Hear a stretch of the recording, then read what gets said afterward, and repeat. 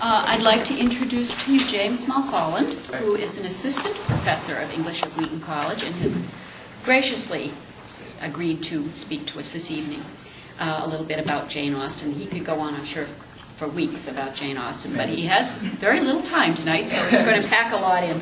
He has a BA from the University of Virginia, and he has his PhD from Rutgers University, and his area is 18th century English literature. He's teaching poetry now, though, is that correct? I teach poetry and the novel, depends on what we need, but I am teaching poetry right now. Okay. So he's going to give a little background for us, and then he has some clips he'd like to show us a little later, and then hopefully, if you have any questions, he'll stick around to answer those too. So. Yeah, I was going to say, thank you very much for that introduction. I really appreciate it, and welcome to everybody. Thank you for inviting me. A couple things. First, if you have any questions at any point, feel free to stop me. I'll be happy to answer them. What I thought I'd do today is split this talk into two... Sir?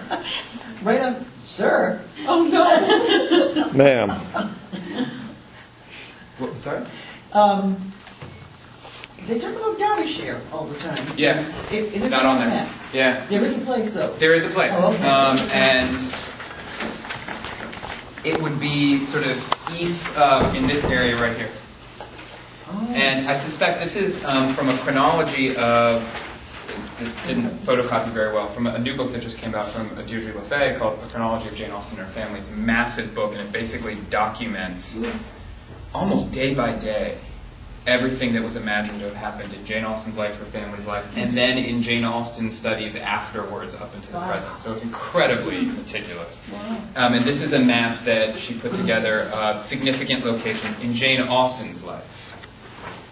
Places she visited, places that she lived. I'm going to refer to some of them, which is why this map is on here, but Derbyshire is not one of them. Yeah, I know. Which is very interesting, and maybe with... I'll sort of give a sense of what I'm going to do and then ask a question that's related to that. This talk is in some essence, or in some sense, split in half. I'm going to sort of talk at you for a little while, so that's why feel free to stop me at any time and ask questions. And then I'm going to show some clips that are mostly adaptations, contemporary adaptations of Pride and Prejudice. Because I think that'll give a good sense, a good introduction to the notion of modern adaptation.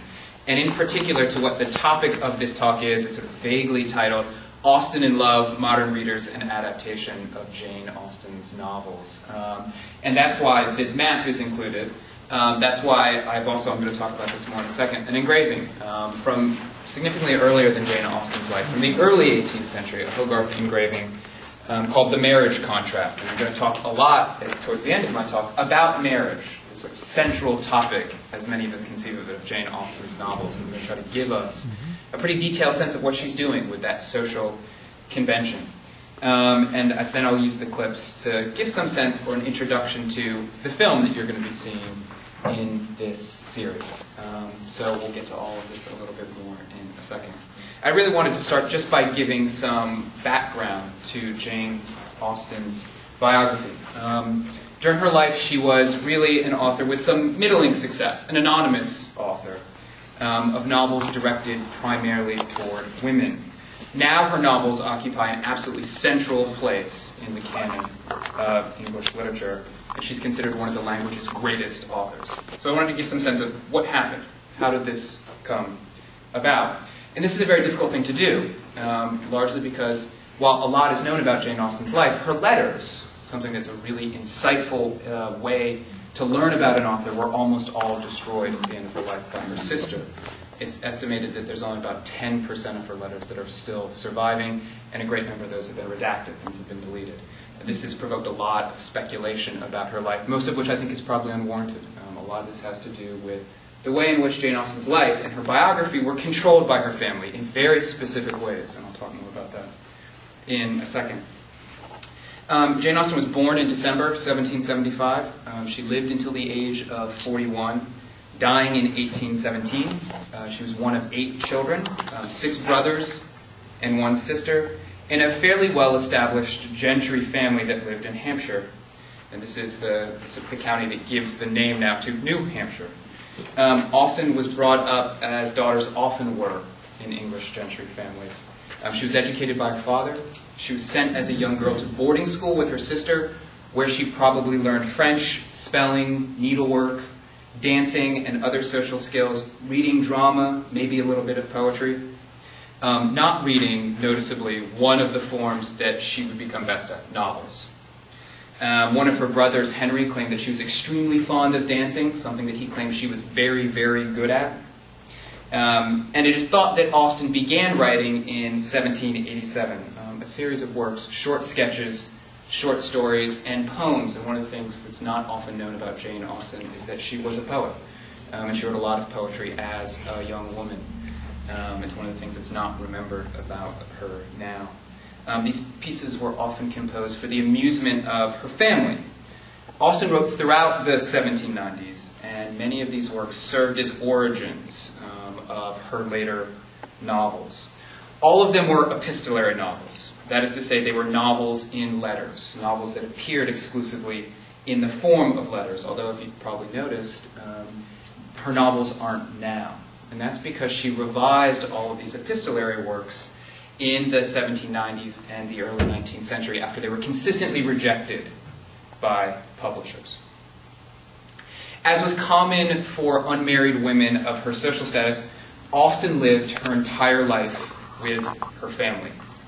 In 1800, Austen moved with her mother and father to Bath, a popular resort town that figures prominently in one of her novels, Northanger Abbey.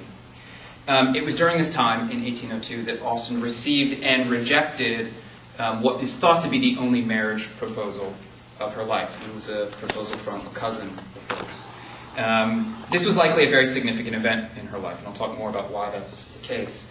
But it's an event that was exceeded in significance only by the death of her father in 1805, and his death radically altered the fortunes of the Austen family because it put them in an incredibly precarious financial situation. After her father's death, Austen's mother, her sister Cassandra, and herself were now dependent on their brothers for their survival, and her brothers supported her for the rest of her life. In 1809, after living in a series of rented apartments in Bath after her father's death, the entire family moved to Chawton in England to be near Edward, one of her brothers. In a letter, Austen's niece described family life at Chawton like this. She said it was, quote, "a very quiet life, according to our ideas, but they were great readers. And besides the housekeeping, our aunts, Jane and Cassandra, occupied themselves in working with the poor and in teaching some girl or boy to read or write." And I think we should be a little bit wary of the accuracy. You can even tell by the way I was reading it. There seems to be something almost disdainful about the description, the very narrow life that this niece was describing there. But I think it gives some insight into the kind of everyday life that Jane Austen might have led for the last 8 years of her life. And it's from 1811 to 1817, while living in Chawton, that Austen published 4 of her novels. First, Sense and Sensibility in 1811, Pride and Prejudice in 1813, Mansfield Park in 1814, and eventually Emma in 1815. 2 of her novels, Northanger Abbey and Persuasion, were published after her death in 1817. They were all published anonymously. Austen's name did not appear on the title page of any of these works. But she was likely known, by some at least, to be the writer of these novels, particularly the later ones.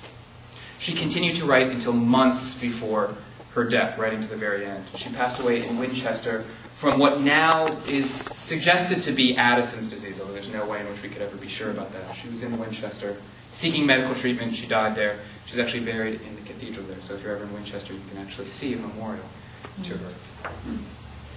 Now, just to talk a little bit more about the